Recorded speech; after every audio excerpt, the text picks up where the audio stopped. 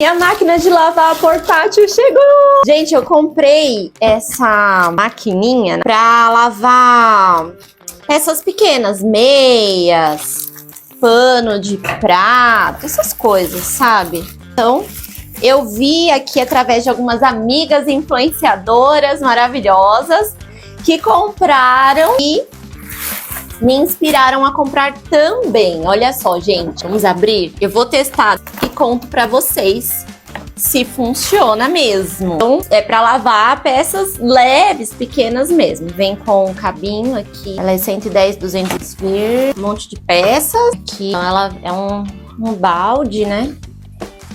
Tem a tampinha dela aqui. A gente empurra. Sim, assim, gente. Agora, galera, coloca essa coisinha aqui pra jogar no tanque. Vou pegar a água daqui, eu acho que. E o manual. Então, esse daqui é assim. Montei esse acessório. A gente vai colocar aqui dentro. Fica assim. Agora, vamos experimentar. Gente, olha que demais. Que prático. Coloquei uma toalhinha aqui de mão e tá funcionando super bem. Aí aqui tem algumas instruções, ó, pra lavar o tempo, né, de lavagem. Amei. O que vocês acharam?